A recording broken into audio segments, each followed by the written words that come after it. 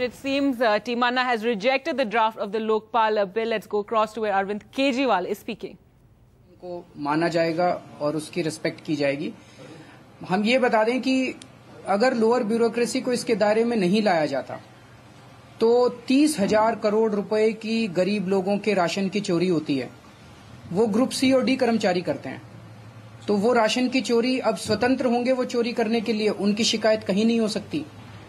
नरेगा की इतनी चोरी होती है, पंचायतों में जितने कामों की चोरी होती है वो ग्रुप सी और डी कर्मचारी करते हैं। दिल्ली में शहरों में बीट कांस्टेबल वो ग्रुप डी कर्मचारी होता है, वो आपके इलाके में जाके हफ्ता इकट्ठा करके लाता है। तो अब ये सब लोग रिश्वत करने के लिए स्वतंत्र होंगे और हमने कैलकुलेशन की थी कि 95% सरकारी कर्मचारियों को देश भर में इस पूरी जो नई एंटी करप्शन व्यवस्था बनाई जा रही है इसके दायरे से बाहर रखा जाएगा। तो ये किस किस्म की एंटी करप्शन व्यवस्था है, इसके ऊपर देश को गौर करना चाहिए और इससे क्या आम आदमी को फायदा होगा, इस पे गौर करना चाहिए। सिटीजन्स चार्टर के लिए कहा जा रहा है कि हर राज्य के अंदर एक अलग जन शिकायत आयोग बनाया जाएगा, जो कि 5-5 मेंबर्स का जन शिकायत आयोग होगा।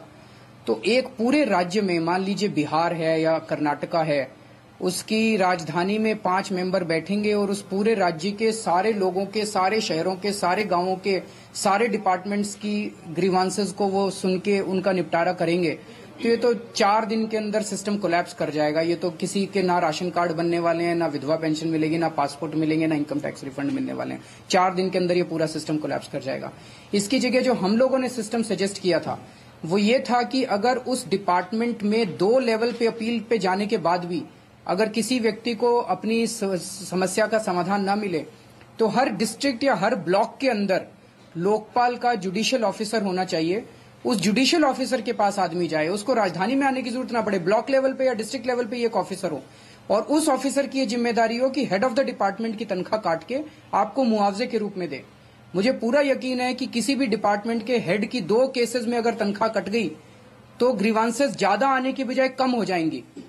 उस सिस्टम को अगर ना करके हम ये कहें कि जन शिकायत आयोग बनाए जाएंगे तो हमें लगता है इन जन शिकायत आयोगों में 5 और रिटायर्ड आईएएस अफसरों को नौकरी मिलेगी, लेकिन जनता को शिकायत का निवारण नहीं मिलने वाला।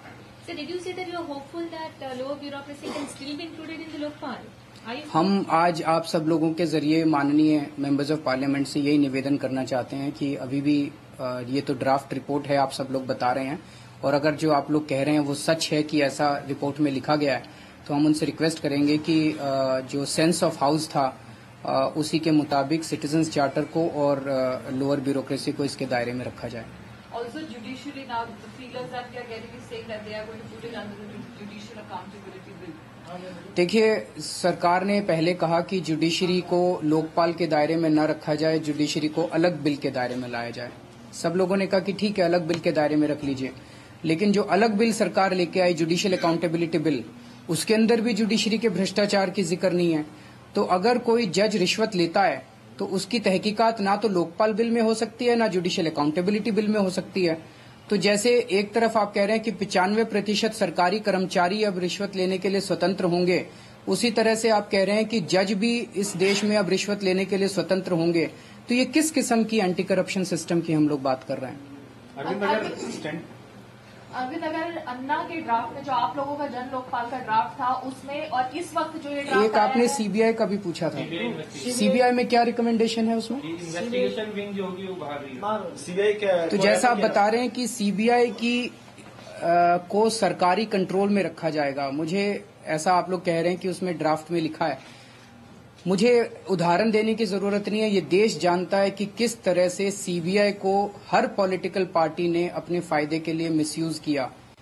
एक ही केस में अचानक सीबीआई अपना स्टैंड बदलती है, जैसे केंद्र में सरकार बदलती है या राज्य के साथ उस केंद्र सरकार का समीकरण बदलता है, वैसे ही सीबीआई का कोर्ट के अंदर उस पर्टिकुलर केस में रुख बदल जाता है। तो सीबीआई को बार बार कहा गया है, सुप्रीम कोर्ट ने विनीत नारायण केस में कहा कि सीबीआई को इंडिपेंडेंट कीजिए, यूएन कन्वेंशन अगेंस्ट करप्शन में हम लोगों ने साइन किया है इंटरनेशनली कि इंडिपेंडेंट इन्वेस्टिगेटिव बॉडी बनाएंगे, लेकिन सरकार सीबीआई के ऊपर अपना कंट्रोल बिल्कुल छोड़ने के लिए तैयार नहीं है। और अगर सीबीआई के ऊपर सरकार का कंट्रोल रहता है तो ये पूरा का पूरा लोकपाल एक खोखले टिन के डिब्बे की तरह होगा जिसके पास किसी तरह की कोई पावर नहीं है और जो केवल मात्र दिखावा रह जाएगा। सबसे क्रिटिकल चीज ये है कि सीबीआई को सरकारी शिकंजे से निकालकर सीधा सीधा लोकपाल के कंट्रोल के अंडर में लाना चाहिए। अरविंद, अगर आपके ड्राफ्ट की बात करें और अब सरकार के स्टैंडिंग कमेटी के ड्राफ्ट की बात करें तो कौन कौन से पॉइंट्स हैं जो आप डिफर कर रहे हैं? मैंने तो स्टैंडिंग कमेटी का ड्राफ्ट देखा नहीं है, तो मेरे लिए ये कह पाना मुश्किल है। आप मुझसे एक एक करके प्रश्न पूछ रहे हैं, उसी का मैं जवाब दे रहा हूँ।